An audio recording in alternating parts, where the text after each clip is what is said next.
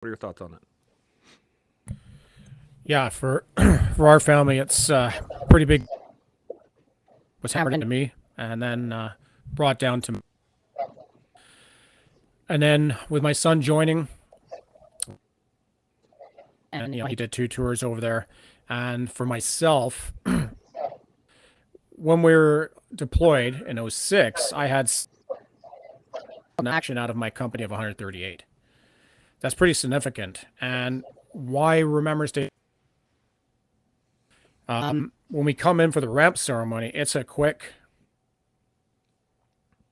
ramp ceremony's done. We do a quick huddle as a company, and then it's back out. So there is no to actually get those feelings out, and then we miss the funeral operating.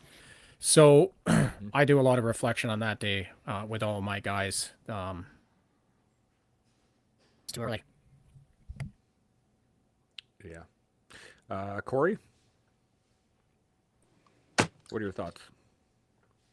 Yeah, so I was actually just talking to a friend today. He's over at he worked at the Dwyer Hill Training Center, and I'm probably going to do something similar to what he was planning, and it'll be a little bit more low key this year. Typically, I guess in the past, I've been involved in ceremonies.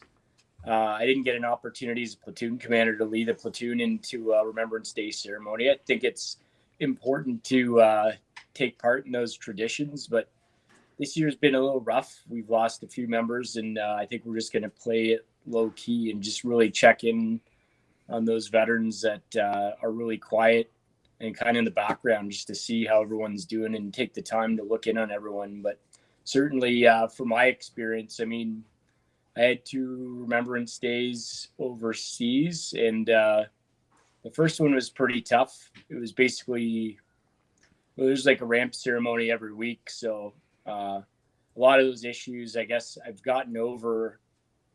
Being able to listen to the pipes again. It used to be very emotional. It was a trigger, and in my ripe old age of 40 years old, after 13 years passed since the tours I was on, it's been able to process things differently. But I guess I reflect on who we still have, and I guess really around this time of year, I worry about where everyone's at mentally in their head game. I know we all face our own issues, but it's the ones that get really quiet that I think about this time of year, and I just try to do my best to check in on them. And this year it'll be the same thing, just more kind of just discreetly sending messages out and checking in on people, seeing how they're doing, but be more low key. I don't think it'll be so much a cenotaph Remembrance Day parade for me. It'll be probably at a uniform and kind of just in the background. Yeah. Yeah. Nick, what was how are your thoughts on all that? Oh, I came from a military family. My dad was Navy. My uncle, he was there in '05, and then he was there in '07, right? So, like, that was a big thing. He was in Cyprus. Um, my great-grandfather, he was wounded during the DF raid, was a prisoner of war. So for me, Remembrance Day, it was always a big thing growing up, because I came from that big military background, and I joined. It was very, you know the first couple years, you don't really think about it. You're like, oh, okay, like, it's Remembrance Day, but to a lot of the older guys, they're like, you will. And then actually, my first Remembrance Day when I was with the Dragoons, that's when I really, it hit a little different, because we were at Beechwood War Cemetery, and I remember it was like, you will go to the Legion, you are gonna have a drink, you are going, like, it was very much like a boy had just lost. Actually, I was in D Squadron, and they just lost Nick Brom. So they were very much, still hurting from that. So it was a quite an important thing. And then, and then last couple of years, especially with the pandemic, it was didn't really feel the same way, right? Because it's usually large gatherings. It was a big difference. And then now this is gonna be my first one to have uniform. So and it's and like I said, I'm at school, and actually this week they're doing reading week, so it's like a week off. Like they've had all the midterms.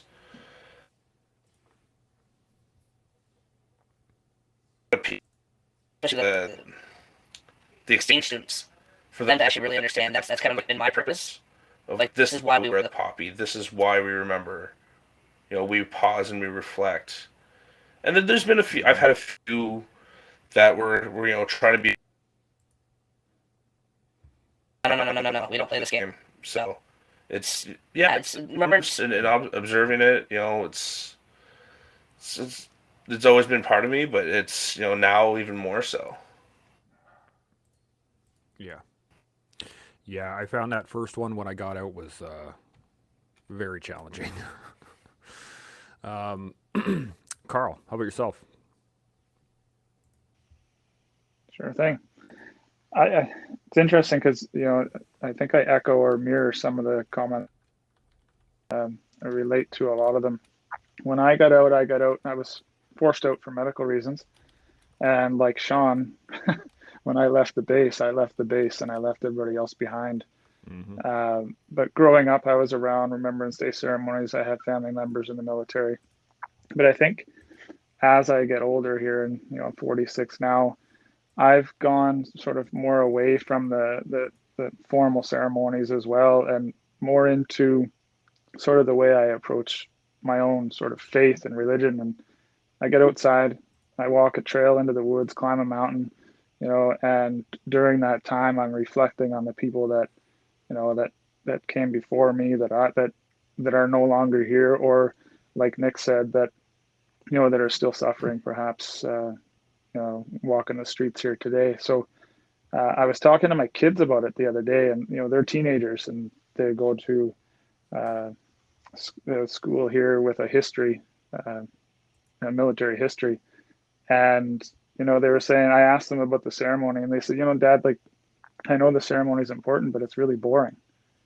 So I said, what do we need to do to sort of change the observance as we're talking about it here? She said, like, we had a motivational speaker come to the school, and they engaged with us and they talked to us. And if there was veterans that would come and sit on the stage and talk to us about and share their stories, and we could interact with them, I think I'd get a lot more out of it rather than watching a parade, right?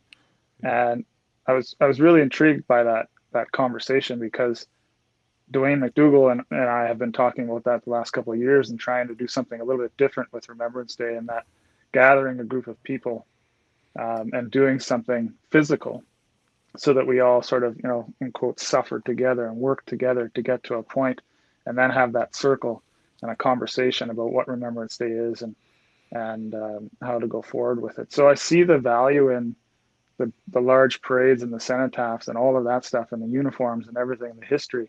But I also see the value in, like, what Corey was talking about, and the quiet contemplation and the reflection that we can do, and also what Nick was talking about in the sharing with others that don't really know what it's about. So I think we all have multiple hats or multiple plates to spin with respect to observance as veterans.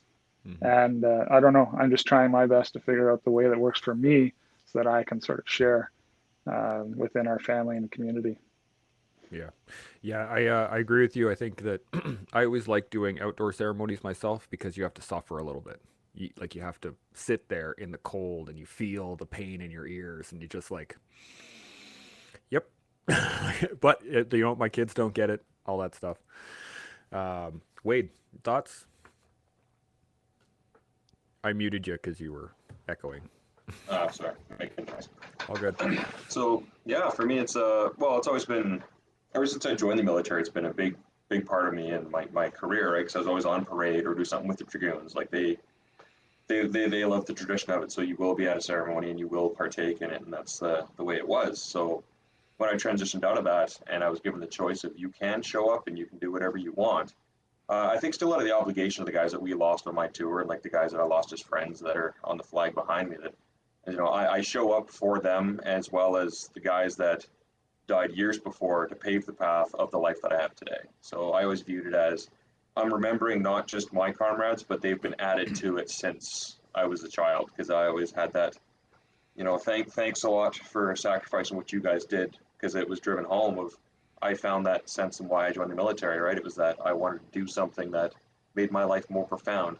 So I needed to help in some way I could. And so now this year, I think, well, we've always gone to the parade because my wife swings with the military wives choir. So we go and we watch her sing, and she stands with us for the ceremony. And then we always go. A couple of the veterans have a couple of pints or whatever at a beer house or restaurant or something, and we just kind of reminisce a little bit.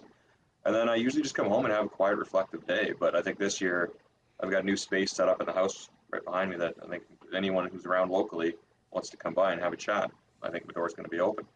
Mm-hmm. So, Tim. Yeah, that's really great. But, The Remembrance Day is so hard too, because especially when you have a personal connection to it, you want to observe, but you also don't really want to be involved. I don't know about you guys, but like I don't really want to be out there.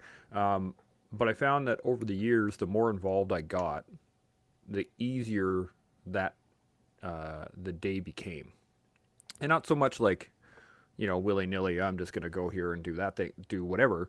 It like so when I was in Olds, I had the school ask me if I would be willing to lay a wreath down for the Afghan veterans, and I was like, absolutely, cool. That was like my first actual interaction with the parade itself, other than being on parade, and that was outside the military. And then just recently, I had my son's school ask me if I wanted to come in and talk to his class, and then COVID happened, and then lots of stuff happened from there. But I've done a couple of videos, and I've done I've sent them to different schools, and then I just got involved in something called the Memory Project.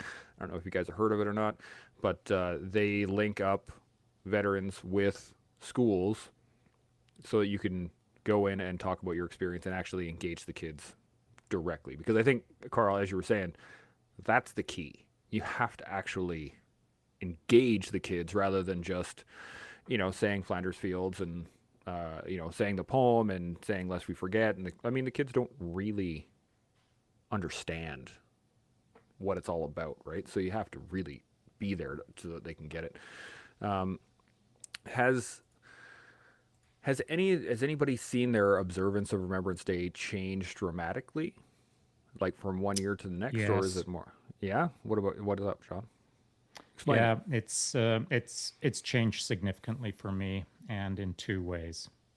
One is attending the local Remembrance Day parades, and I'm not going to say specifically here in Roslyn because I don't want to point a finger at anyone. Let's just say locally, regionally. I've attended them, and it sounds I don't know, maybe it's going to sound petty, but I've observed someone leading the parade with their pay stick in the wrong hand as they're marching along. They're swinging it in the wrong hand. And then when they transfer the pay stick, they're transferring it under the wrong arm. So effectively doing the polar opposite of what any senior NCO should be doing. Now, obviously, they weren't in the military. They're just doing their best. Year after year, I've gently approached someone after the parade and said, for next year, is there any chance you could let that guy know that he's carrying it in the wrong hand? That'd be great. Thanks. I'm about 4 years into it now. It's hard to watch just a tiny little thing like that makes me realize how the people who perhaps are running the program of Remembrance Day just maybe aren't the right people to be running Remembrance Day, because they're certainly not veterans. And so watching that makes me want to stand way at the back, lean against a wall, and just bite down on my mouthpiece and not say anything. But then I think to myself, well, why am I there? Well, it's not to fix the problem of someone not understanding how to hold a pay stick, because that generation has come and gone. My only job there, as I see it, is to influence the future. or the present and the future. And so you're right to raise the subject, Carl, about your kids or kids that are kids' age, and explain to them perhaps what this day represents or remembrance as a whole. And what I was thinking when just 10 minutes ago, when Corey was talking about how the bagpipes are a little bit of a trigger, it always is. But, I've never shed a salty tear at Remembrance Day, but I have at Operation Pegasus Jump when I was standing on that drop zone and Damn, hearing that the was harsh. bagpipes. Yeah. Man, one slipped down my left cheek. Doesn't happen too often. But for me, that was Remembrance Day. It was with people who get it, people who are there for the right reasons, and people who can pass that story forward. So to me, that was kind of my Remembrance Day. I hope that makes sense. Yeah, absolutely. That was a powerful ceremony. I don't know. I have never been in a ceremony like that, and if we could change the the standard Legion format, that minute of silence, and actually the having people call out names was so impactful. So impactful. I don't even know how to describe Yeah, that. I've never seen that before, and I thought that was amazing. Mm-hmm. Yeah. Yeah, I think Yeah, Rob that was- McNeil as well, just his intensity in not only skydiving, but the veteran community was pretty evident in that, and his respect for also the land when they did that acknowledgement. It was really powerful. And I came in that was the first day I arrived. It was a huge impact to me. Talk about a welcome to Pegasus Yeah. Jump. Yeah. Welcome to the club, eh? Set the tone. Well, Dave has joined us. So, Dave, can you hear me? I don't know. He's kind of frozen. It might just be his pretty face this whole time. So, well, It's not a good look. It's a cardboard cutout, and he's just cardboard cutout. Just see if I Not can doing poke him. yourself any favors, Yeah. bro. There you go.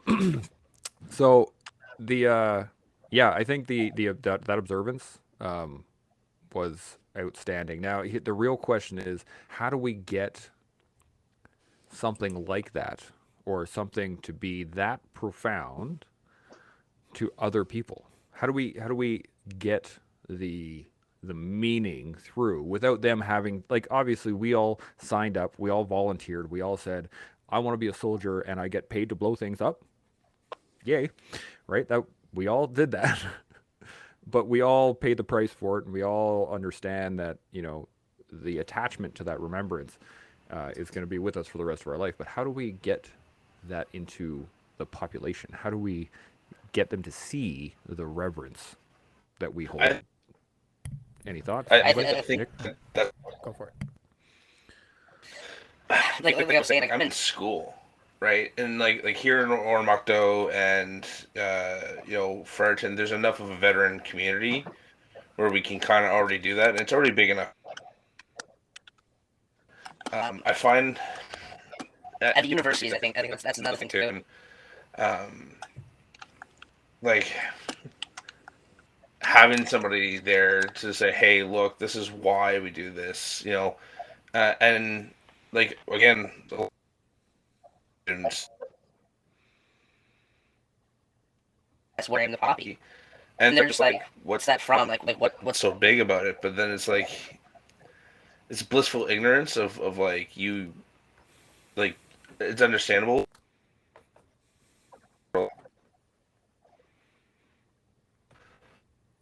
Just being able to explain, like, yeah, sure, they got history class and all that, but it's keeping it going. Not just the kids, but it's also the older generation too, right? It's this generation. They have to understand, right? That blood was spilled, so you can do your protest and you can have your imaginary fucking pronouns, right? This is what gives you that right. Yeah. Yeah. Tim, you were going to say something? I think it's important to attend ceremonies for a couple of reasons. Typically back when we were kids, all the World War II vets were out there, and the World War One. That's what people think of a vet as. I went to Afghanistan in my 40 years old, 41. My son went at 21. He comes back as a combat veteran. The average civvy looks at him and goes, "You're not a veteran. You have to be 80 to be a veteran." So it's important for us to attend these things. More important, it's important that you attend wearing your medals and wearing your beret. And there's two reasons, I think. One, to honor your regiment and your troops, and two, to your regiment and the Canadian Forces. And I know some guys medals, and then I think a lot of people go through that time. Then I reconnect with veterans and like I don't have any of my get them, but I give them some ribbons, give them a set of jump wings, and they wear it, and it's like, oh my God, they're feeling good again. So it's important for us to get out, wear that stuff, wear your berets, and when people ask you questions, answer them. Go, yeah, this medal's for this, and that's for that, and thank you for asking. Yeah, I couldn't agree more. The one of the points that I always made was you don't have to have pride in your unit, you have pride in your trade.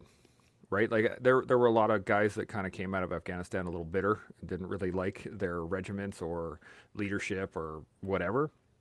And I was always like, man, it doesn't matter. Those people are people. The trade that you got into, the thing that you were a warfighter in, you earned that right. And you should show it off. You should wear the Springbok, or you should wear the Beaver, or you should wear the weird little VP thing that you guys got over there. But the point is that you earned it. It was never given. It was never washed away. And even if there were people in your courses or whatever that you didn't think didn't put out what you put out, doesn't matter. You put out what you put out, and you earned that particular thing. You earned that medal, you earned that cap badge, you earned whatever, and you should show it off 100%. Go for it, Tim. Could I? Before you go, Carl. And another thing is, when civilians say thank you for your service, I know I feel so uncomfortable when that happens. From an officer and return that pleasantry. Go, thank you so much. I appreciate that. Mm-hmm. That goes nothing worse than someone, they're probably, and then they finally get the courage to go, thank you for your service, and you get some grumpy guy going, fuck you. You don't know what it's like. Mm-hmm. Thank them. Thank them. Yeah. I always say my pleasure. And they're like, thank you for your service. And I'm like, my pleasure. Because it was. I got paid to blow shit up. Like, yeah. Right, Carl? You got a point? Yeah, there's just two things. One, I think I stole this from Matt Best down in the U.S. There is like thank you for the opportunity to serve, right? Yeah. And I always say that, and people respond quite well to that. But one of the things I wanted to add to what Tim was talking about is like, yeah, it is important to go to the ceremonies. It's important to show our regimental pride and all of that. And I think to answer your question is, we need to start at the grassroots with some of the other stuff that we're all talking about, right? And that's the Walk for Veterans, that's the Rock March for Remembrance, that's all of these things that we're doing that can happen at any point of the year, right? So you're talking about the thing that Operation Pegasus Jump, right? We can have something in September where we take people for a hike in the Edmonton River Valley and then stop and have a coffee afterwards and actually have two people talking about their experience, right? So that was the whole point of the Ruck for Remembrance too, is to get civilians to come in with veterans and first responders and walk a long distance, carry something as a sort of metaphor, or to the burden that we carry and that the families carry, but we have to talk when we ruck, and that's where the gap is getting closer and closer and closer, right? Mm-hmm. So I think the grassroots stuff in combination to going to the ceremonies and being willing, like Tim says, being willing and open to have conversations. I'll share a quick story. I was at for those of you who go to the ceremony at Edmonton at Ainsworth Dyer Bridge, they have the crosses that people can come in and put in the ground, and so there's like 100 and some odd crosses. Like every year it got more and more and more, and someone got Ainsworth's cross, and I happened to be there in that moment. I said, "Oh man, like Ainsworth was a fantastic human being, and he was an amazing soldier, and they wanted me to put his cross in the ground." So I struck. I didn't know what to do. Like I said, no, no, no. Like this is your opportunity to honor Ainsworth. I honor him every day I come across this bridge on my runs and my bikes and everything else. Like this is your opportunity. Go ahead and take it. But they insisted that I put it in the ground. So like Tim said, I said thank you, and I did it. Um, but it's important to be there and have those opportunities to talk to people and answer the questions and share the stories, because if we don't do it, like Tim said, the veterans are all going to be gone and nobody will know who a veteran is, and the stories don't get shared anymore. Yeah. But who is a veteran? What is a veteran? Ooh, that's a very good question. And what are we trying to pass along as the message? What are we trying to impart on the 100 people that stand around our footprint who've never served, and how are we trying to explain that, you know? Yeah, that's a good question. That's the struggle for me. Yeah. Certainly, as I've mentioned, I like to hang out in the back. But even if someone's leaning against the wall next to me and they ask me a question, are you a veteran and what does that mean? That's still yet to be defined, I think, universally across Canada in a certain way. Well, as per Veterans Affairs and the Government of Canada and the Department of National Defense, a veteran I is understand. yeah. I understand So- the definition Well, then- academically. I mean, Yeah. in the spirit of it, what message are we trying to push forward as veterans? That to sacrifice yourself for the greater good is better for all, and if everybody does it, everybody wins. And then That what? would be my guess. Well, as you all grow, right? It's you grow, prosper together. You discover new things. You embrace life. So I guess in a way, the Day of Remembrance is you try to live each day forward that was granted by the ones that were sacrificed behind you to get to where you are. I love that, and I'm totally down with it. It's how I try to run my program. But, have you seen that on a poster recently? No, No, I think. no, I guess we should make some, eh? Yeah, we should. No, but That's it. I'm not joking, for real. Yeah. I mean, what message is being passed around now, and what message should be passed around, years from now? Well, I Taylor, think- you're tasked. I'm not at Oh, all. there, I'm Mr. looking for wisdom. I'm not passing any out. It's the good idea fairy out here. We should. You know what should happen? I'm but I just know, saying, like, Wade, you're on point. And each one of us could go around the circle and we could all raise good points that are in no way on any poster on any Remembrance Day ever. which is unfortunate because It is. Well, this and what I we think that could go into another part of the discussion we're probably going to talk about is what is the Remembrance Day all about at this point in time? And it's part of the thing we're getting to that we're on our chest, right? Like, I don't know. Well, this is where we get into the issue of the Legion and Legion Command and Dominion Command or whatever it is, and the Poppy, and who has ownership of these things and who can make money off of these things, and et cetera, et cetera. But I want to just go back to the point that Sean's making, is that growing up, I never saw really good Remembrance Day commercials or production or anything, except for one heritage moment that always stuck in my head, and it was with Terry Kelly singing "A Pittance of Time," and it was this dad and a little girl, and they were walking around the shopping mart, and the clock struck 11, and he kept working, or he kept shopping, and everyone else was just standing there, right? And I don't know if you guys have ever seen that. Yeah, Pittance of Time. Yeah, great. And I've met Terry a couple of times now. He's an awesome dude. But that one hit me really hard being young, because you actually saw they had this little, all the soldiers from different eras marching along past everybody until he actually took a moment, and then they, dismissed themselves and they all walked off and they disappeared. But that was the only one I can recall out of many years of watching TV and trying to, see what caught your memory. And I think, unfortunately,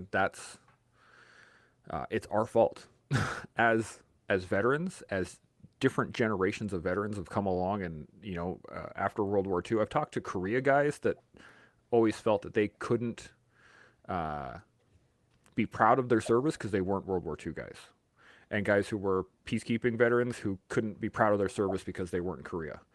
And then Afghanistan happened, and we were all like, "Fuck yeah, Afghanistan vets, woo!" And then, but there's always this gap between veteran groups that I don't think has ever really coalesced into some sort of, as you were saying, a one singular message of remembrance. It's always been kind of backhanded.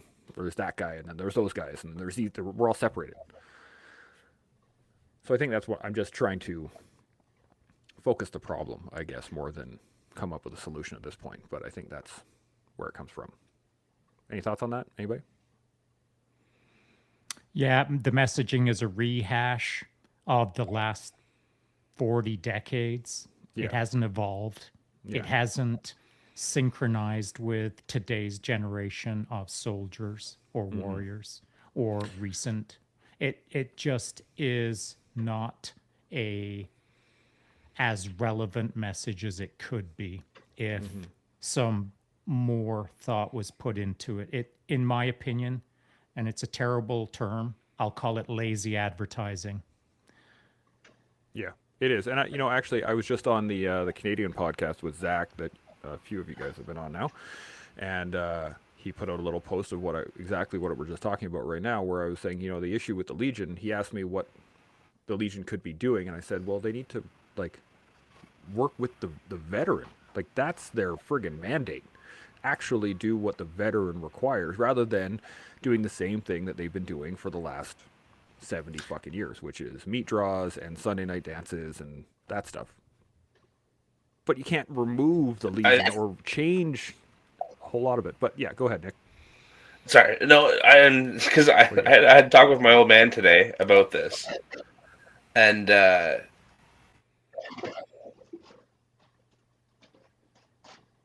things that needed to change is it shouldn't be just a social club, right? Their mandate was to be for veterans by veterans, and they need there a few times, and he was getting glares by some of these legionnaires where they have 5-6 medals, just because they're part of the Legion, but don't even have and it's he went in and they talked, but he had no idea what the fuck he was talking about, and that was, it kind of killed him. And internally he's like, I should be able to talk, and the guy across me talking about.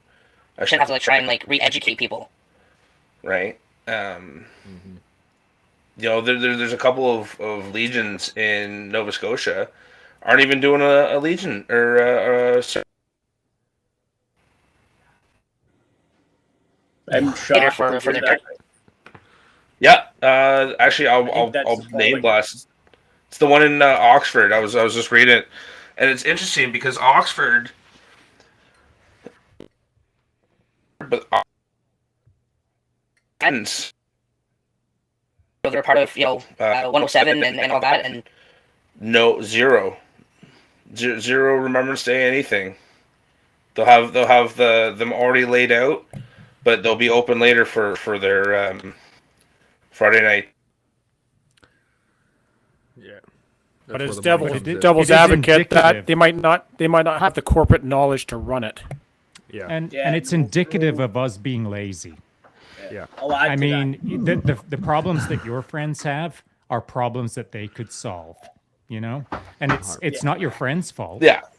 at all. The guys who are in that location who are unfortunately not near a legion that is going to run a Remembrance Day ceremony or some such thing, well, that's on your friends to go somewhere that it's being run, or to let someone know, this is not on. Yeah. See you later. We're moving down the street to someone who supports veterans, or They can probably step up and more do it themselves. relevant to the conversation.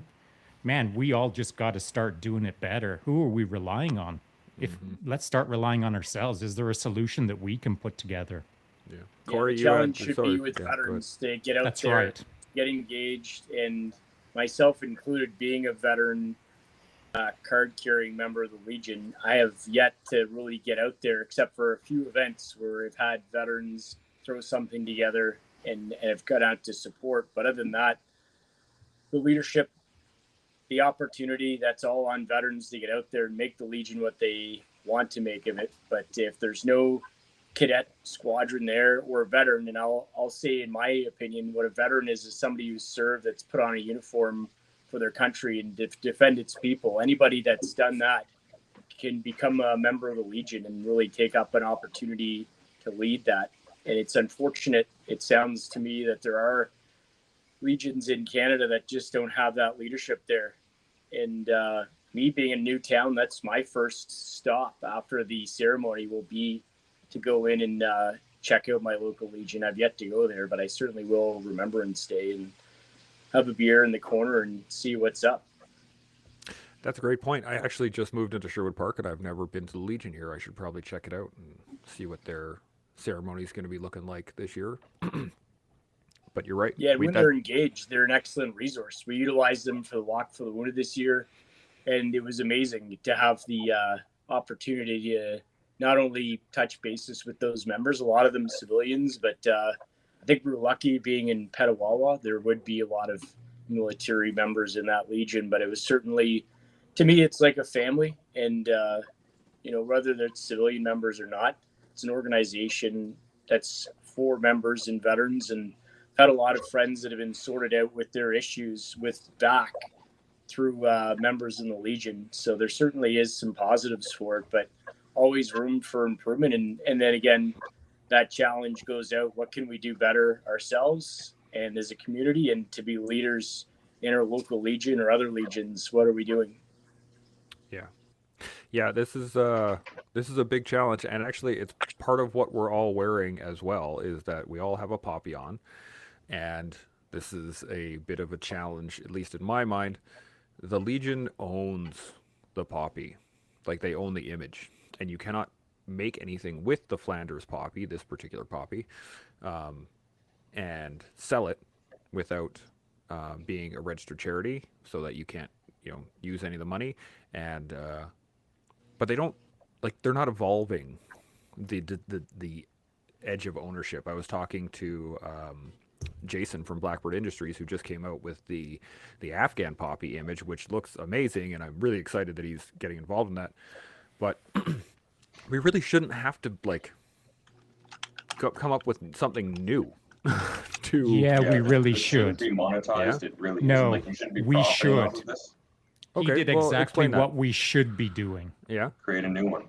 If you're not happy with the current state, change it, right? That's right. If it's not working, fix it. And that's what he started to do. He took the initiative to get on with that program, and he's put out a great product. And the verbiage that he associated with that symbology was excellent. He put it out in the right way at the right time to the right bunch of people. I'm a fan of it. I know there isn't a person that I've met who isn't a fan of that sort of, maybe you're not maybe the ideal image for you looks a little bit different, or the symbology is a bit different, but it's for the right reasons. It's for the right purpose, and his heart is in the right place. And to me, that goes a long way. If your heart's in the right place, and it just feels to me, and I know it's being very black and white, and I'm being perhaps a touch opinionated, but it just doesn't feel like the Legion's heart is in the right place in that sense, if that makes sense. Yeah, I know a few people that have tried to create imagery and then sell it and then give that money to somewhere else, but because they're not a registered charity, they immediately got hit with a cease and desist letter from the Legion. They got threatened with being sued, all kinds of stuff, and it blows me away for somebody that is trying to look after veterans that they would then attack veterans for using the imagery that is about remembering veterans. Yeah, I think it's kind of been mentioned already, though, is the Legion has lost sight of what their original intention was because it's run by civilians. It's no longer run by veterans, and veterans have stepped away from that because it became, like my experience with most Legions, is not a good one in today's society. Like they just don't seem to want to help us in a way that when we go in to help them. But that's also on me as well. Of well, why am I not on the board of directors educating these people, and this is the direction they should be going, and take the stance forward and actually make the change that I want to see in the world instead of just complaining about it and waiting for it to happen. But I like whining in the corner. It's fun. Well, we're all good at it. I mean, we were raised on it. Yeah. I came up with, I was telling Zach on the podcast that I was talking to another buddy of mine a long time ago, and I was like, you know, how do we fix the Legion? Like, what do we do with it? Because it's like we've all said, it's old and it has not evolved and so on and so forth. And the concept we came up with was actually pretty solid, at least in my mind. Was you take the legions that are in the multiple legions that are in bigger cities, and you put it downtown on the strip with the rest of the bars, and you make it a wicked pub with all kinds of militaria on the inside, so that anybody can come in, and you make it a place to go. You make people actually want to be there and learn about the history of the militaria in the bar itself, and then have an upstairs portion or a back room or something that vets can go. That's only vets. So if you want to hang out with everybody else and have a good time, right? And then just like step into the back when it's getting too much,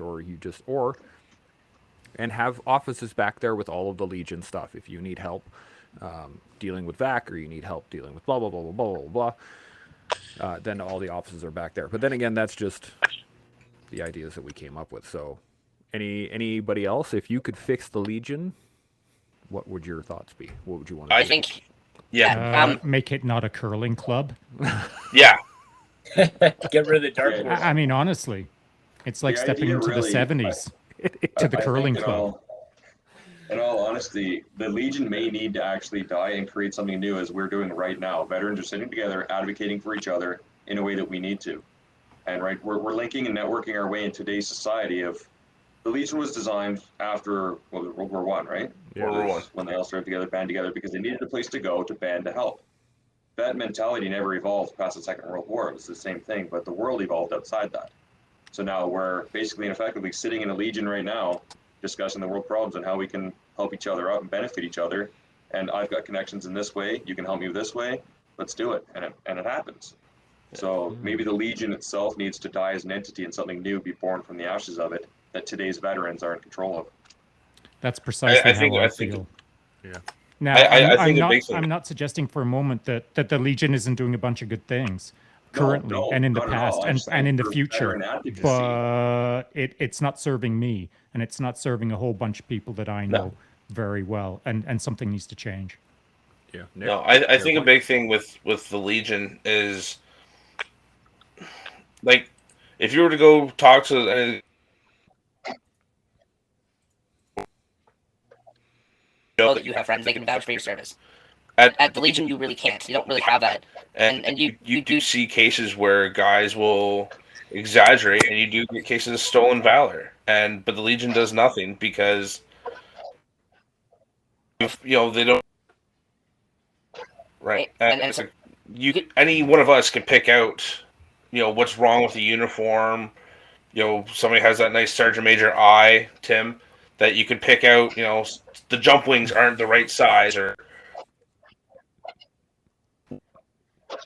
like Frank Gervais in Ottawa. It was the one person that was a airborne fucking warrant getting ready, sees this ass clown's like, who the fuck is this guy? Yeah. Right. Yeah. I saw a picture of somebody. I had a buddy of mine reach out to me and be like, "Hey, do you know this guy? He's an engineer." And I looked at it. I'm like, his collar dogs are all sorts of fucked up. I didn't even look at his face. I just saw his collar dogs and I was like, no. So Yeah, Frank Gervais is a funny one because I was getting dressed I always watch the ceremony as I get dressed back in Edmonton. And as soon as I saw that fucking guy, he had sergeant stripes on, no red sash.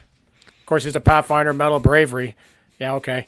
I just go, honey, come look at this. And I go, he's gonna get brewed up, and he's gonna get found out. But that brings You're me to gonna the get some Legion too. lumps. Yeah. But no, I agree with all your points on the Legion. But remember, they're still doing good, and it's easy to trash talk them. Yes, we need to find solutions, but they're still doing great things for the community. However, I love your idea, Chance. I think that's a super idea where we have this bar, kind of connects, kind of got something like that where they have the back room, they have workout areas, they have coffee, and I think that's great. And I think you would be taking that to that next level with that idea. The other point is that why it's important to go and attend and your berets on, because the bad point of the Legion is those silly medals they hand out for doing tasks. And so civilians don't know any better, and they see these old fat guys with all these medals on. They think they're war heroes. They don't know that was because he ran a banquet and that was because he raised a lot of money this year. That's why it's important for you guys to be around and people see that and go, how come that's different when on the different side? Then you can explain it politely and just show them the differences. Yeah, I again couldn't agree more. The real challenge, I think, again, it's on us because most people don't want to talk to other people on Remembrance Day, right? Like it's kind of our day, and we don't really want to engage with a lot of civilians. We don't want. I've seen a lot of people who just they go to the ceremony and then they go to the bar, and that's it, right? And the bars get taken over by a bunch of dudes in uniforms, and we all just we shoot the shit, but nobody else tries to engage us because we're an intimidating group of people. When you see a whole bunch of people in their DEUs with medals and and we're all sitting there looking at each other like, Dude, we barely engage with each other. Right? So to engage with so last year I was at whatchamacallit, the Kingsway Legion here in Edmonton, and the mayor was there. And he came into the hall and tried to talk to people. And you know what happened? Everyone went like this. How you doing, sir? And that was it. They along the line, I watched him go from group to group to group to group to group to group to group. And no one talked to him. Not one of them. And I realized I was like, man, how bad are we? That we can't engage the fucking mayor of the city, right? We don't even do it on the day. Right. There's a 300 odd other days that it absolutely doesn't happen. Yeah, and I started thinking the U.S. has a Veterans Day and they have a Memorial Day. Do you think something like that would be useful in Canada, or do you think Remembrance Day is good as it is? And do you think we should have another day or a different day to as a Veterans Day? Because I've worked with the Walk for Veterans for many years now, and I've worked with good legions, and I've worked with kind of iffy legions, and I've worked with civilians who are awesome, and I've worked with military people who are really flaky. It's all kind of all over the place. But do you think separating so that we have a day to actually engage veterans as veterans, and then have a day of remembrance to engage just remembrance? Thoughts? I say no. Keep Remembrance Day. We don't need another bloody day. Our Veterans Day is when we go to Pegasus Jump. Remember, our Veterans Day is when Wade calls me up because he hasn't, and go, hey, Tim, let's go for a coffee. Hint, hint, nudge, nudge, wink, wink. That's our Veterans Day. Veterans Day doesn't have to be thousands of people. It could be me and, Sean and I chat all the time on the IGs, on the interweb. And that's our Veterans Day, because it always brings me a smile, because anytime he writes me something, I read it in his voice, and it makes me laugh. My apologies. I do the same thing, 100%. Anybody else? And I feel the Voice. same way about your point is precisely my point, the point I've been trying to make right from the get-go, Tim. To me, Remembrance Day is a bit awkward, the way it's being run. It's necessary and et cetera. But now, in my world, for some time, Remembrance Day is every day. Mm-hmm. That's it. That's all. I'm just trying to figure out a way for all of us to do it better across Canada as a large group to do this more regularly. Yeah, totally agree. Anybody else? I just think everything else. Like everything else we're doing, it's grassroots. We've got to start like this, and then build and then build and then build. And we've got a lot of conversations like this that happen. I mean, Sean, you're a mountain biker. I'm a mountain biker. I keep looking for other veterans to go mountain biking with, like, and to do those things. But I think it's really important that we bring civilians into the conversation too, so that we continue to build on that, right? We can have our veterans opportunities when it's just us. But I mean, first responders, a lot of times understand what we've done as well. So we can connect with each other a little bit closer than would a student or a teacher, right? So I think if we work with the grassroots and then eventually open our arms to bring people into those conversations, and those things will get bigger and bigger and bigger, or more and more and more, and they'll spread across the country. And I don't know how that's going to happen. I don't have that answer, but I think it's stuff like Operation Pegasus Jump, right? It's stuff like the Walk for Veterans. I mean, how many CrossFit gyms act like legions, right? Yeah.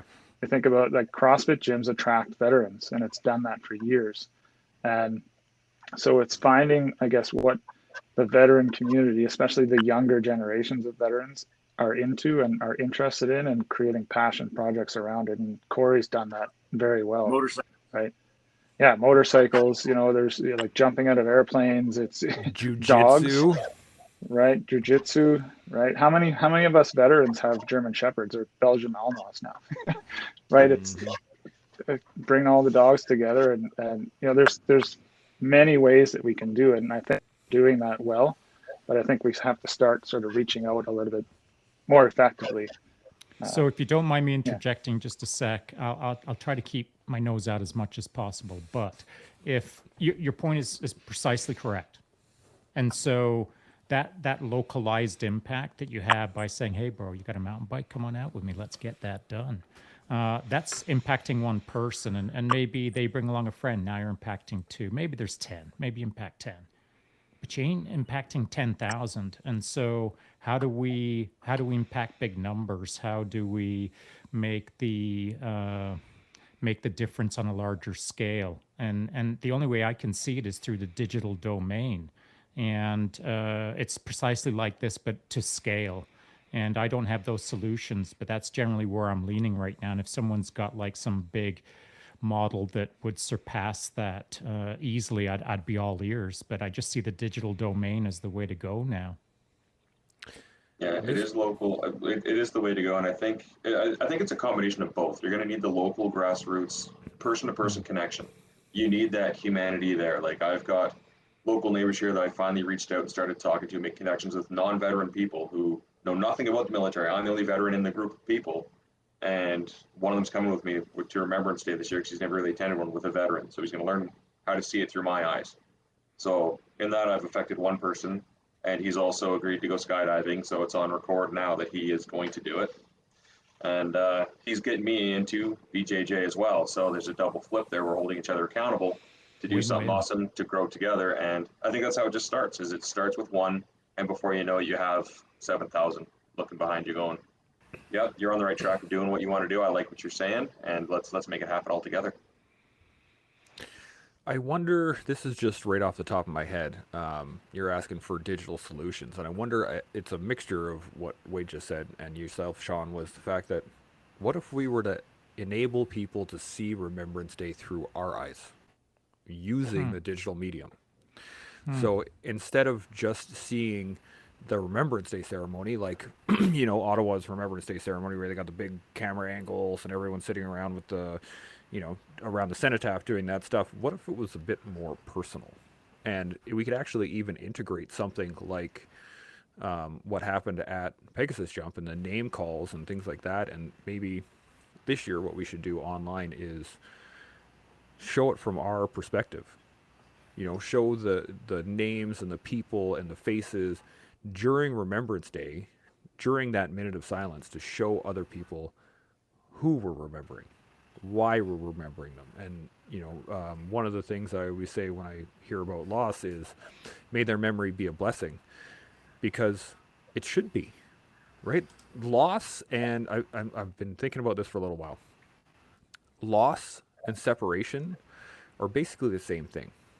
in that if you and I are chatting, like think back the old days, right? We meet up with the Legion back in the 40s and we're like, oh man, that's some crazy shit back in Europe. Yeah, cool, blah, blah, blah. We chat a little and we go our separate ways and we never see each other again. That person could be dead the moment you walk out the door, but you don't know it. So they're just not here.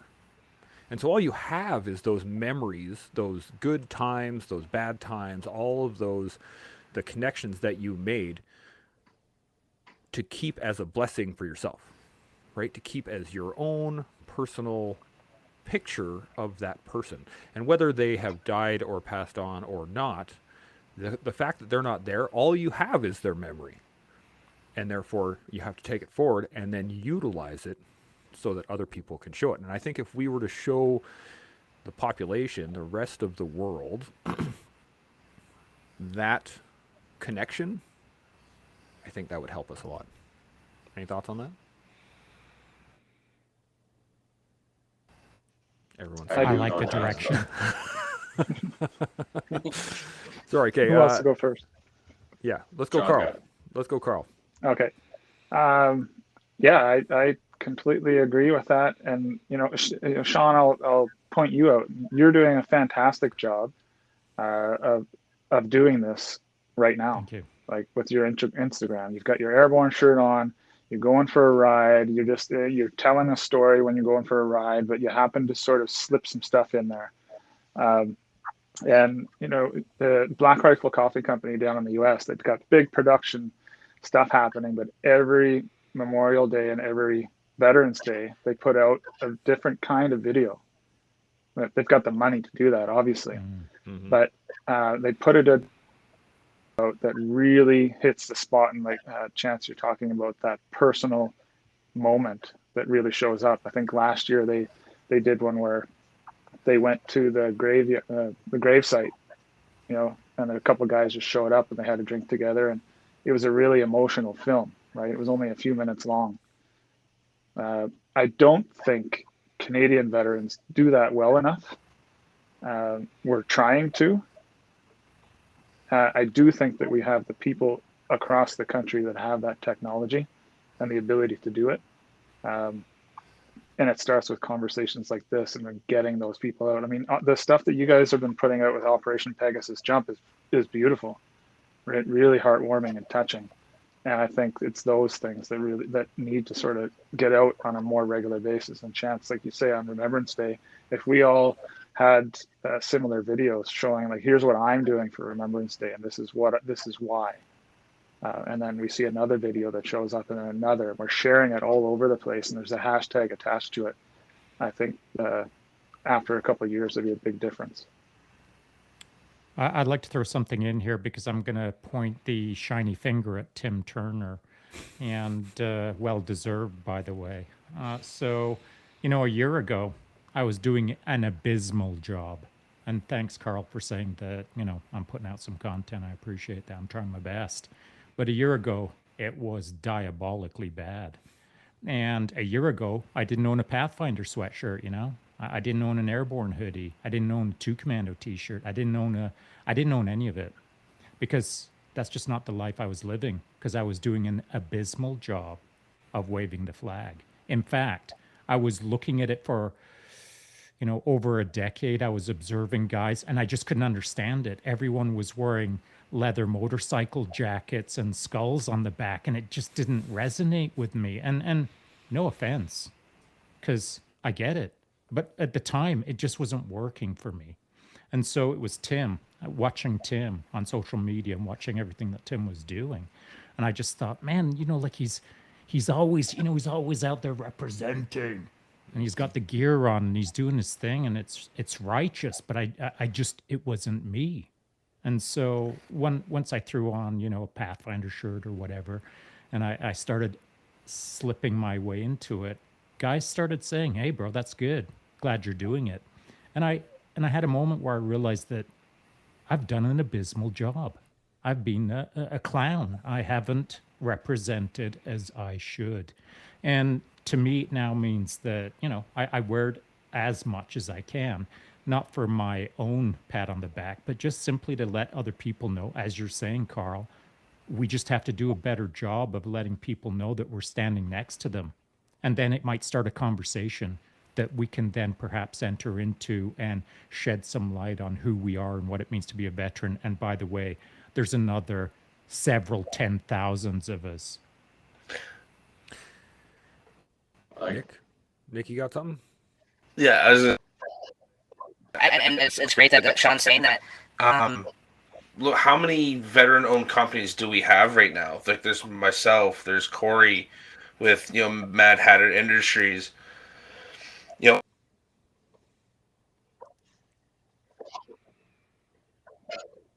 Like the name and the list goes on, and you see it, and I think It's bringing that more into the light of like us veterans.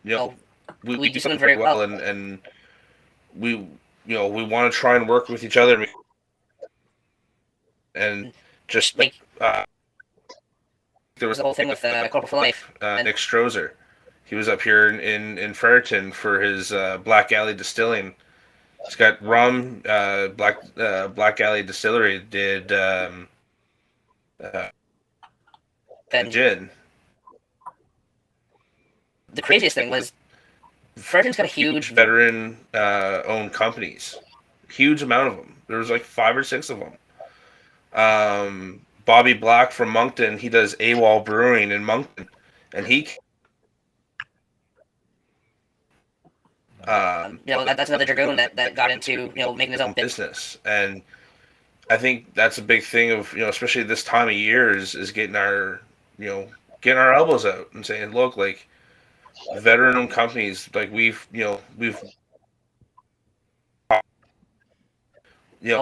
come see it from our point of view, and like let's interact with us. I'm sure Corey's got some other things to say about that too. So I was just going to say, Corey, fill us in on that concept, or wait, I think you have to go next. You just did that Veterans the Vet Expo? Business Expo. Yeah, I mean, it's really important to work together, to collaborate. And Dave Morrow was just at the Influencer Conference in Vegas, where it's night and day difference in terms of how the veteran community works together to help each other out and helps them out in turn. So the overall community in the U.S. is way more positive towards veterans, but it just seems to be a night and day difference. There's a lot of, I guess in the past, from what I saw anyways, there's a lot of drama and just pulling people apart or pulling people down instead of helping raise them up. And speaking about Corporal for Life, they were one of the first people that reached out when we were building our brand just to kind of encourage and push us along. So it was really awesome to see that. And we have to do more in the community to help each other out. And, we got to own our mistakes, which I will. And that is, I have a T-shirt upstairs. It's a Corporate for Life T-shirt, True North Tough. I like it. I've worn it to like pretty big events. And when I bought it, I didn't know how to play the game. I didn't even know there was a game. I was just buying a T-shirt, and I thought, that's cool. I'll support a guy, and some money goes to a cause, and check. But I've been understanding the game within the game by watching Tim and by watching Corey and some other veterans that kind of pass the love around. They promote each other, but in a tasteful way. Because there's a way to do it where you're just being a clown. But there's a way to do it where you're doing it tastefully and authentically and correctly, where you're doing it genuinely. And I'm still trying to figure out how to do that better. I'm still trying to do it. And so, I've been watching the space for some time, but I still suck at it. And it's by following the leadership of guys like Corey, who does it extremely well, and Tim watching, and he's got no skin in the game in the sense of he's got a bunch of businesses, but man, he just does it right. So I've had to learn by paying close attention. No one ever mentored me. Maybe we could just do a better job of taking a guy to the side and saying, "Hey, bro, can you give me a hand? This is what I'd like to see you doing over the next year." I think that's a great idea. What was your Corey? What was your initial thoughts on the Vet Expo itself? Do you think something like that would be really effective well, not just across Canada, but do you think there would be a time frame that would be more important, or like, should it be bigger? Should it be smaller? What were your thoughts on what they could be, how to evolve that expo? I think we need something more like a vet stock where we bring more businesses out to events like Op Pegasus, Walk for the Wounded. I think it's a great idea. There's always room for improvement, but when you already have great events going on, why not pool the resources and make it even better? I saw that with Op Pegasus. There's a few businesses there. Jay from Blackbird Industries and Debbie from Delta Foxtrot. Mm-hmm. And it was great to see that. And I think there will be more businesses next year. And I was talking to Rob, actually McNeil, on Friday, and the plan is to come out with a camper for next event next year. But we're planning to stay at least 10 days. But hopefully, really, it's just about bringing that community together and working together. It's great to be online, but when you get to see people in person, it's just that much better, that much more awesome. We know how awesome Sean and Tim are.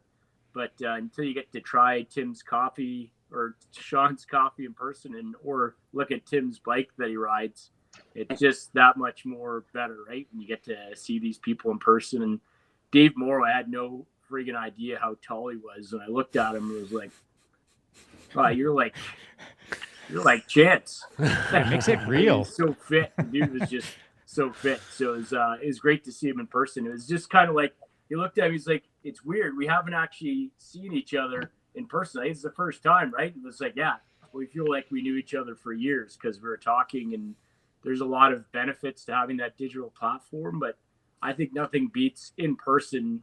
Just like the first time I met Chance, the ideas that flowed after a few beers.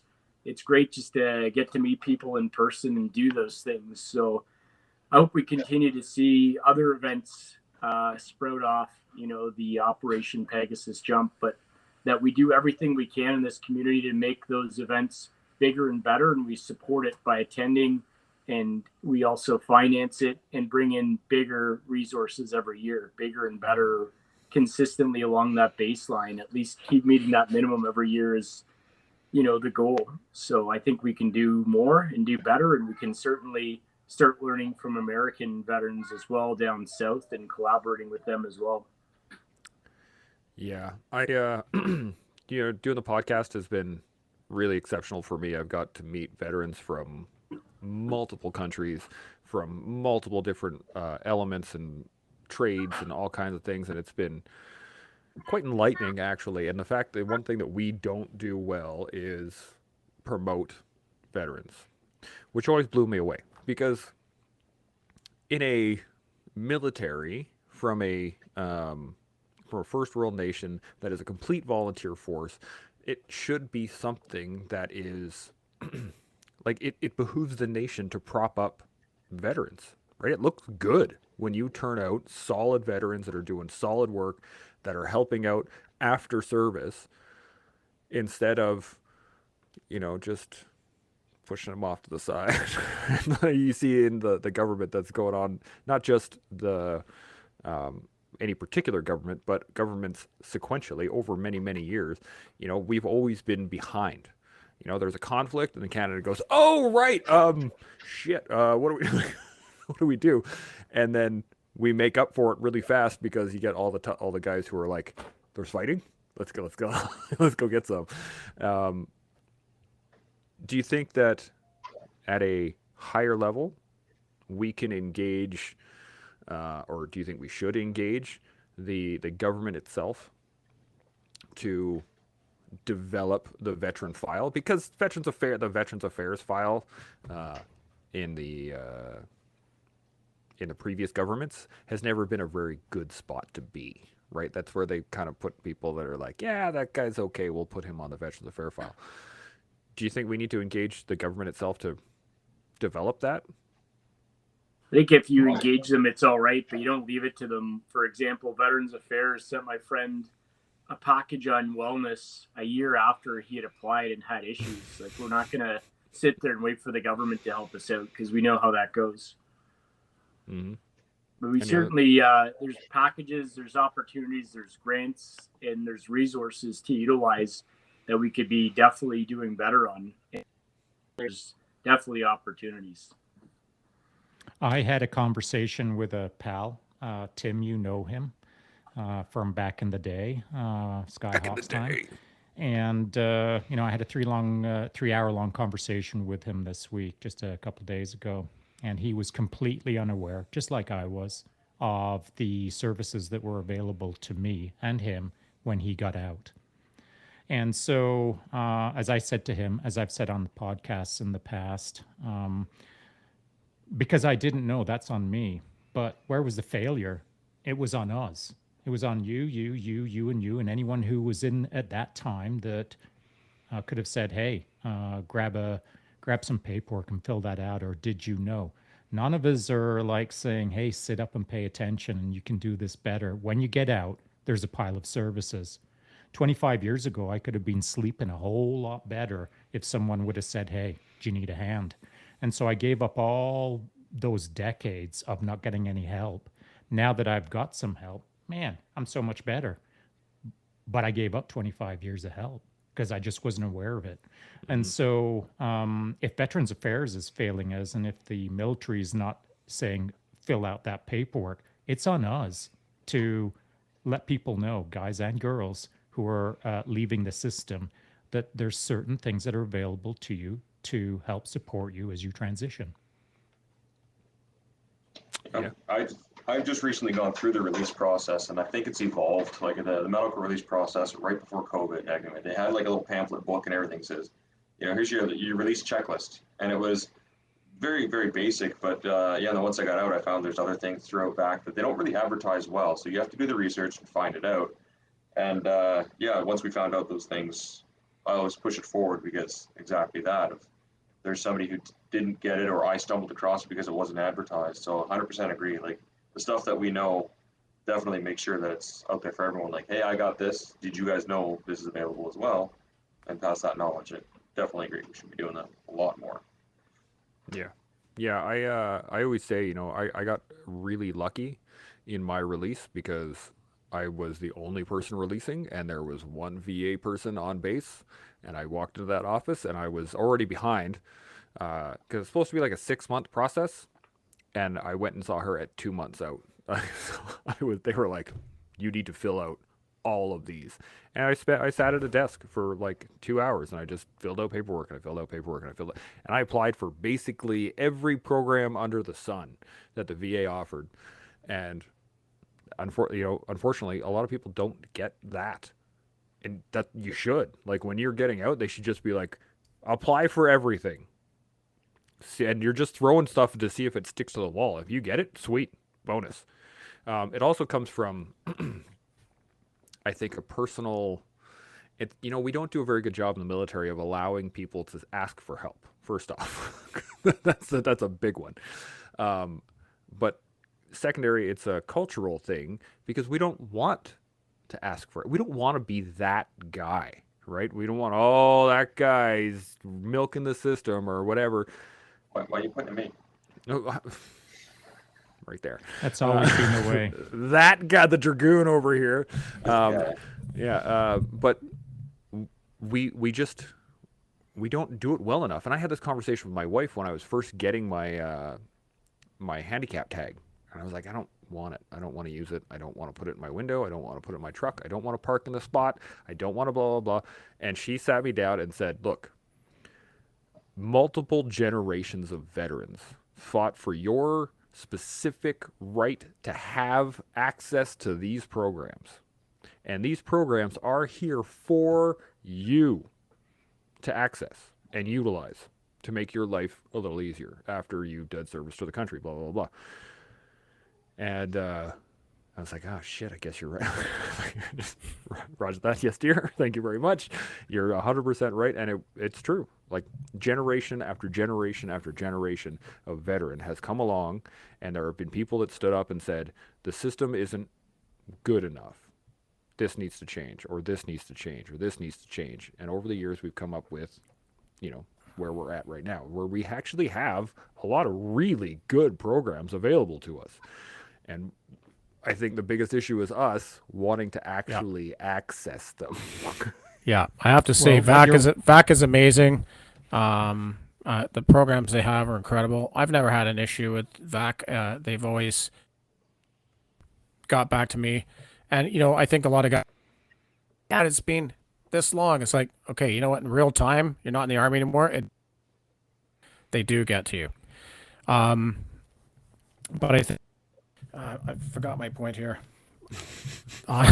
On your out the programs, and I think it's in our DNA because Sean and I joined. I had a chance. I don't think you went through it, and if you did, maybe for a year. If you went to the MIR and everybody's in combats, you got to get dressed in full. Then you get paraded in front of the battalion with a full hospital kit. I never went to the MIR. When I cleared out of the airborne regiment, they went, are you clearing in? I went, no, I'm clearing out. He goes, we've never seen you. I go, yes, I know. By my own drugs. And that's not, prisoners get better treatment than we did in the. So that is in your DNA. So when I got out, I was like, I'm not applying for vac stuff. Fuck that shit. I don't need that. So that was really bad training scar they put on us older vets. Not just the True. older And vets. Tim is 100% right. And Chase, Sir Chance, you are 100% right, because the first sentence I think that you stated to me that I paid attention to, sat up and went, okay, he's probably right, was exactly what your wife told you is what you told me, that you deserve it, and I didn't think I did, and you should take it, and I didn't think I wanted to. And so you were the first guy who told me, Sean, get your act together. In respect to that. And you were right. And I see it now. I didn't see it then. And so I've taken it on as one of my tiny little roles to play to make sure that individuals understand that it's not just about you, of course, it's about the larger collective around you, not only your peers, but the future generations that will need to draw down on some support. Mm-hmm. Wade, you had a point? After that, nope. I'm not Sorry. following that. I follow the sapper. What can you say? Sean's got to at least. I'm going to take that one to the bank. I'm never letting that one go. I had tier 1 specialist just saying he's following me. No big deal. Negative. So I'm running out of the points here, all the stuff I had written down. Does anybody have any points that they want to get across on Remembrance, on the Poppy, the Legion, the Remembrance Day itself, what we can do as veterans to develop the next generation? Carl, you got something? I don't know if this is, I think this is something I've been thinking about here as we're having this conversation. I mean, I'm a nurse, and when you think about a nurse, like everybody thinks very highly of nurses for the most part, right? It's one of the most popular or most trusted occupations in the world over the last 2 years. But so I'm thinking about this, like we're talking about Veterans and Remembrance Day and trying to observe and get people together a little bit more and perhaps a new way. Do we need to rebrand a little bit, in terms of what is a veteran? What is our role as veterans, and sort of, because one of you mentioned, I think it was Sean, and people in leather jackets with skulls on motorbikes, right? Are we approachable enough to the civilian population, right? So I'm just thinking about that, because when you think about nurses, people will line the streets and thank nurses every day, right? Especially now after the pandemic. But I don't know. This is just a thought. Do we need to sort of have some sort of rebranding to catch the civilian population and grow this idea of observance of Remembrance Day? I think so. I'm trying to rebrand myself. And exactly to your point, Carl, I'm no joke. Trying to create not an avatar or a digital entity or an image or whatever. I'm being authentic, but I'm just trying not to scowl as much. Like a year ago or 2 years ago, if you sidled up next to me and you got a little too close, you were getting the look. And I am not approachable when I hand out the look. In fact, I usually head the other direction. Yeah. And so I'm trying to rebrand myself, not because I want to be something else. no, I probably should be something else. I just got to be more approachable. I've got to be warmer, more positive, I've got to be nicer. And I've struggled with that to some degree, but I recognize that that's what we're all supposed to be. It's just that we don't do it very well sometimes. We're not always approachable, and it's a dichotomy. You show up wearing a two commando devil on your t-shirt, and you saunter into the coffee shop, and you kind of look a little hard.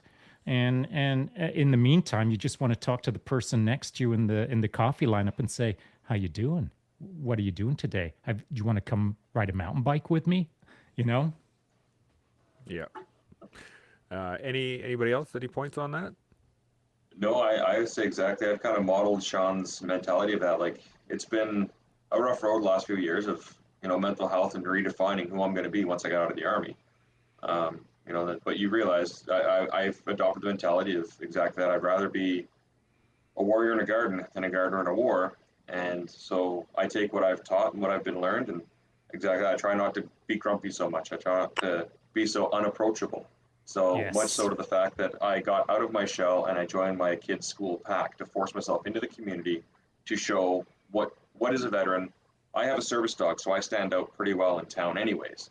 And so now people can say, "Oh, that's the pack dad with a service dog. Why does he have a service dog?" Come and ask me the questions. I'm trying to be more of an authentic educator on, I have this for these reasons, and not as a get away from me, leave me alone to stew. It's thanks for asking me and coming up, and I want to be more approachable, right? I want to bring those spikes down as well.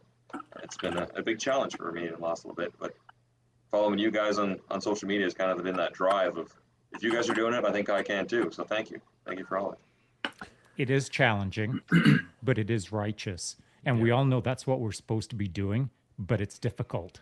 And maybe it's more difficult for some of us than others, I don't know. But we should be ambassadors and we should be inspirers. I don't care for the term influencers. I know some people will take offense to that. I'm just not down with influencers.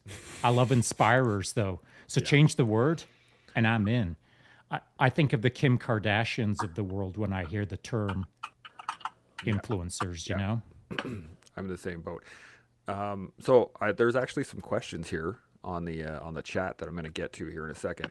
But I have a story, and it's to the point that you guys are trying to make right now. So my granddad, like I was saying, never went to Remembrance Day ceremonies, never wore his medals. He actually threw them out at one point, and nobody could find them, so his originals are just gone. When I got back from Afghanistan, I think I had been home for maybe 3 or 4 days. Like, I was just brand new. And I came into their house. I sat down in my grandfather's sitting room where he watches TV and hangs out. And he looked at me and I looked at him and he went like this. And there was just an instant nod. He knew. And I knew. And I sat down with him. And it was, I think, probably the first time he had actually had somebody to talk to in 70 years. 70 years. And through the conversations, I found out that he thought himself a coward for all those years. Because while he was in France fixing a railroad as an engineer, they called for volunteers to go up to the front, and he didn't put his hand up. One time. Out of the whole war that he was involved in, he thought himself a coward for 70 years. Think about what that does to your psyche. Think about what that does to your family. Think about what that does to the people around you and all the other stuff. And so anybody that says, I'm really uncomfortable about talking about these things, and yeah, it's uncomfortable. In that moment when I saw my granddad finally unload that after 70 years and just a little bit of relief that came off of his shoulders, I made a promise to myself, I will never be that man. And I have been open and honest, and when I don't feel like talking to people, I still talk to people even though I don't feel like it, so that I'm not that guy, because I don't want to be that guy. And I think that's exactly the point you guys are trying to get across, is that if you just let it stew, that's all it ever does. It doesn't go away. It doesn't get better all on its own. It just stews and it gets worse and worse and worse. And so, talk. That's it, man. That's all you got to I'll, do. I'll, I'll tell you what does go away. All of us, eventually. Yeah. And where's the gain in that? Where's the lesson? Where's the future generation growth? What was it all about? What did we accomplish? Well, if Yeah. we ain't talking, it didn't happen. And so it's on us to do a better job of educating not only our peers who are struggling from time to time, but also the younger generation, and not just military, but Canadians as a whole. And I still don't know how to do that yet, but it is our job. And if we don't do it, then what was it all for? That's 100%. that is the thing. So we have a question here from the thing. It says, would you guys be able to give some insight as to what might be better to say to our veterans instead of "Thank you for your service"? Any thoughts? Yes. Recently on the Canadian podcast with Zach, we had a bit of a laugh about how we were having this little moment where I said, dude, I'm like super mediocre at social media. I'm terrible at it. And if I'm terrible at it and you're the civilian and you don't understand what a veteran is, so how, and you're doing a mediocre job, how do we even figure this out? Like, how do we get any better? And it came down to, well, I've got to do a better job of talking, but he's got to do a better job of asking the right questions. And so it's not a one-way highway. And I feel that, we can put all the weight of the shoulders, or sorry, all the weight of the world on our shoulders and say, well, we all have to do better. Well, that is true. But it really is a two-way conversation. And if there's any civilians out there listening to this right now and curious as to how to do it better, well, sit down and think about what questions you'd like to have asked, and then think about, more importantly, the right timing and how to ask it. Because you can ask me anything. You've just got to do it right. And I'm happy to help. Yeah, I think one of the things they can definitely not ask is how many people have you killed, which is probably one of the second most asked questions. Yep. And in terms of what to ask, I think those things come out in the memory project. It's a really good thing that you did there, Chance. I've done it once, and I encourage all veterans to try that out. And in terms of what people can ask, I guess it really depends on how the veteran looks. If there's anything you can do, it's really just asking them how their day is. Oh, and there he goes. Disappeared. Our mission, I say twice, our mission. Our mission is to smoke bomb. Like a ninja. Like a ninja. Leave us just on boom. edge. I like it. Yeah. Anybody I got think, any I points on think a that big one? thing that Yeah, I was gonna say. I think a big thing about is there anything else that a civilian can say is instead of like saying thank you for been like, yeah, okay, hey, thanks, like, but it's it's just opening up the dialogue a little bit more, and more of like, instead of saying hey, thank you for your service, being like, hey, or just like a simple, like, I see that you served, I hope, like I hope you're doing good today, like so something to that effect. Yeah. Engage them as a person, right? Yeah. Corey, you left us with a smoke bomb there. Do you want to carry on your thought? Yeah, I'm a little hard on my audio equipment. I guess I've taken on one too many motorcycle rides, but for someone that served, I'd go back to just basically asking them, if they want to talk about their story, if there's anything they'd like to share. It's not thanking them for the service. It's just asking them, what they'd like to share. And for me, I think I'm the best version of myself when I'm not holed up in my house in a hole, going through the depths of depression by myself, sharing and getting out there and helping others. And I know there's others that feel the same this time of year. Every time we get around this time of year, it always makes me worried about the ones that aren't getting out there and talking to others or getting the help they need. So it's on us to look out for each other and for ourselves to set the example on wellness. And as Sean had stated, being that veteran that's open and approachable, it's really funny because I laugh because I have a motorcycle vest that I have that has that skull and the pipe Y'all hitters do. motorcycle club is the exact epitome of what you said. It fits that stereotype. But yeah, we're all approachable and friendly. I guess it's on us to really get out there and talk to the community and get out there and get involved, not just our veteran community, but our community as a whole. Yeah. Yeah, man. You're one of the most awesome dudes I met this summer. You're almost too friendly. It's weird. Second But- only to Big Bird. That's right. Carl, I you had got a someone. point? Oh. Yeah, Let's if not I get could into just, it. But I'm going to but try you- to quick. you- Oh, go ahead, Sean. Finish and I'll You're go. right. You are a super approachable guy, the friendliest of all. But, throw a leather jacket with a skull on the back of it and put three of you together. No one's coming near y'all. Yeah. Carl, you got a point? Yeah, I think I'm going to try to quickly answer that question with an inquiry for the individual who asked it. Is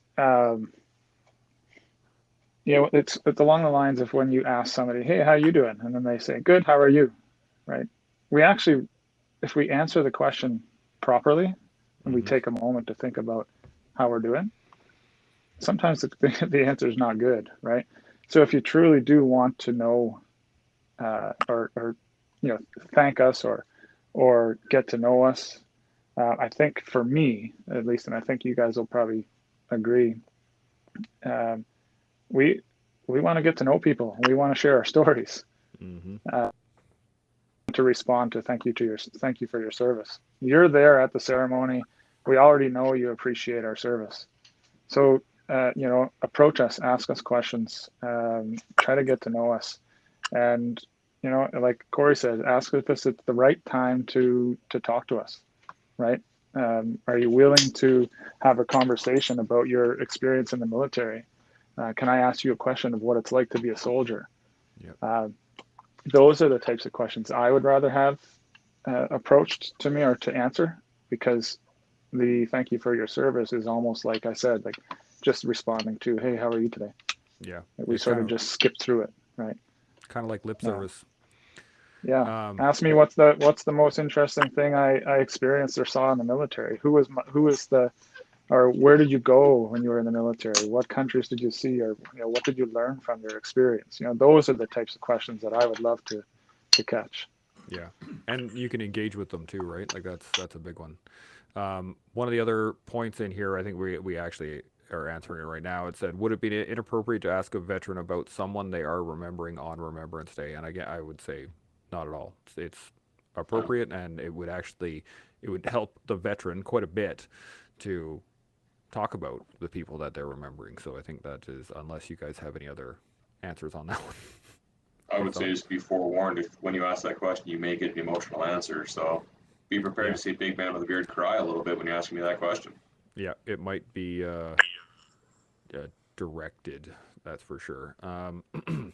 Here's an interesting one. It says, what would you say to members who are struggling with identifying as being a serving member, but want to find something to keep wearing the uniform? That is a hard question.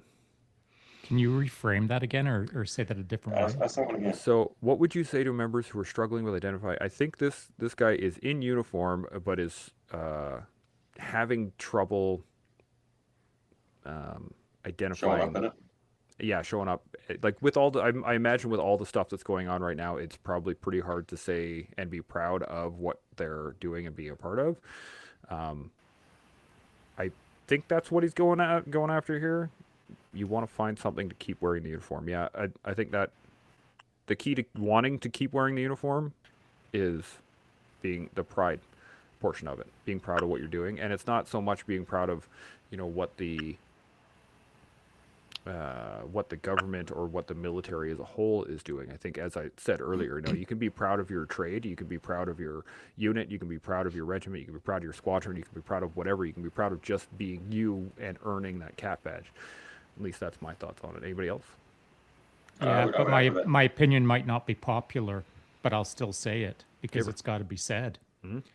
I think that there's a building momentum out there amongst serving members and perhaps some recently retired members where they're really down on the military.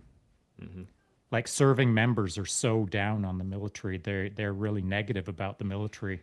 And generally speaking, it revolves around poor leadership and it revolves around poor equipment. Now, here's the fun part. Guess what? It was the same when I was in, and it was the same when Tim was in. In fact, I'll say this for anyone who's listening right now who thinks you don't have good equipment, I got a pair of 35-year-old Danner mountain boots that I took a photo of yesterday that I bought at the PX about 6 hours south of Petawawa. And the reason I had to buy those is because our equipment was crap. The most high-speed gear we had back in the day was the KFS kit, knife, fork, and spoon. It was diabolically bad back in the day. I mean, we had terrible equipment. We had nothing to be proud of in respect to what we were carrying, per se. Where we had our pride was in the guy who stood next to us on our left and right. Where we had our pride was the purpose of our service. Where we had our pride was the mission set in front of us. Even if it didn't exist, we were staying sharp because it might come down the pipe. Our pride was in the job, not in the goofy equipment that we were being issued.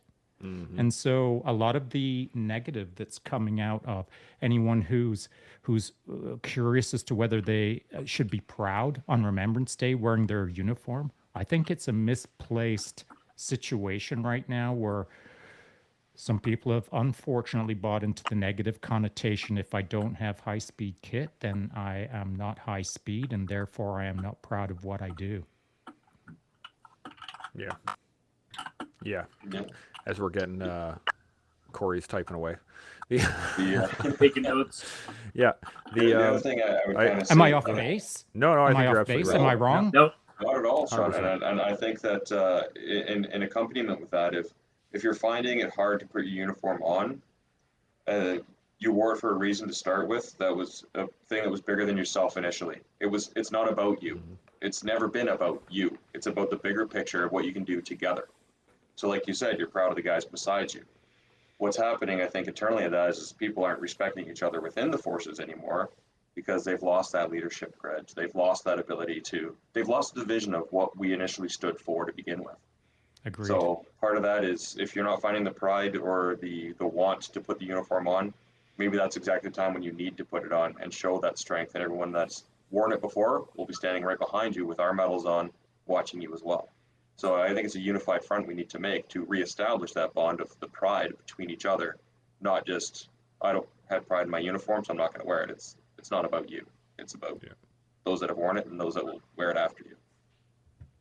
Yeah, I'd like to add to both Wade and Sean's point, and just that for those that are struggling, remember why you put on that uniform, to defend your country and your people. And in terms of high speed, that should be reflective in your 1.5 mile time, and how hard of a soldier you can be. It's regardless of the kit that comes afterwards. Shooting irons is the most confident measure of marksmanship you can start with in the basics, and being a soldier that's dedicated with drive and discipline, and then focus on that other stuff afterwards. That'll come. If you really need to, you could talk to Sean about what kit or Tim picked up down the road after that. But putting on that uniform starts with your why. 100%. Absolutely. Listen, troops, I got to roll. I wish you all the best, and thanks for having me on. Hey, thanks for That's joining us. it, Tim. Yeah, Appreciate buddy. it. Hey, let's And get it goes coffee sometime. well. I got some family time, but thanks again for putting this on, gents. And Hey, my great to pleasure. see you all again. Mm-hmm. Sean, Carl, Buddy. Wade. It's at a car. Nick. Everyone's disappearing on me. I was gonna say goodbye. Jeez. Bro, and I gotta start cooking Evan's birthday dinner and Yeah. such, so I gotta bust as well. That's okay. My wife just sent me a text that, "Hey, I need your help up here." So I really appreciate you guys having this conversation with me. It has been absolutely outstanding. I do appreciate all your guys' thoughts, all your guys' pieces of wisdom and experience, and I got lots of couple of people on here saying thank you and great words, and people are hitting on the nail, hitting the head of the nail, all that good stuff. So outstanding. Thank you so much. I really appreciate it, everybody. Right on, man. Thanks for whoever is listening and whoever will listen. And nice Yes. to see you, Carl, Nick, and Wade. And of course, Nice See you to boys see you guys. every time. come on. See you, boys. Lots of fun, guys. And hey, Chance, happy birthday, buddy. Welcome to the Happy show. birthday. Oh man. Yeah, buddy. Buddy, your back All is right. perpetually going to hurt if it doesn't. Flamingos. It does. Hey, flamingos on the front lawn. All right. Chimo, y'all.